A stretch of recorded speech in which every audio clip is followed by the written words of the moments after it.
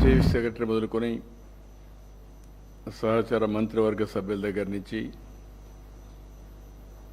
అదే మరిగా జిల్లా స్థాయి కలెక్టర్ మొదలుకొని జిల్లా స్థాయి అధికార యంత్రాంగం, అంతేకాకుండా నియోజకవర్గంలో ఉండే ఈ విజన్ యాక్షన్ ప్లాన్ కార్యాలయానికి సంబంధించినటువంటి గౌరవ శాసనసభ్యులు, అదే మరి గౌరవ పార్లమెంట్ సభ్యులు, అంతేకాకుండా సభ్యులంతా కూడా పనిచేసే సిబ్బందికి అందరికీ నమస్కారాలు, అభినందనలు, శుభాభినందనలు.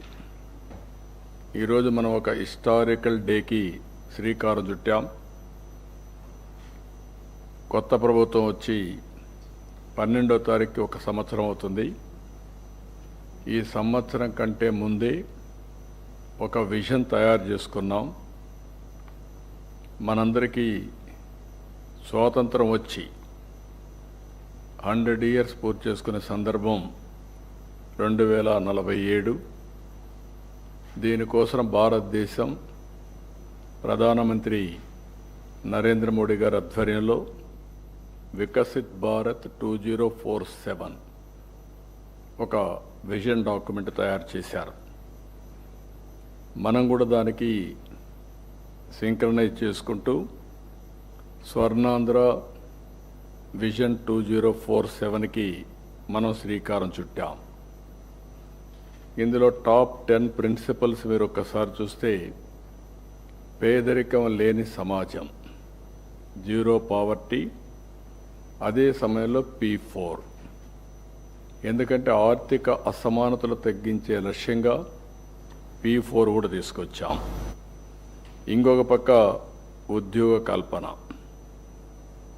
అది కాకుండా మూడోది నైపుణ్యం, మానవ వనరుల అభివృద్ధి, నాలుగోది నీటి భద్రత, తాగడానికి కానీ వ్యవసాయానికి, ఇండస్ట్రీకి water security, agritech, future is agriculture, అగ్రికల్చర్లో రైతుకు గిట్టుబాటు ధర రావాలి, ఆదాయం పెరగాలి.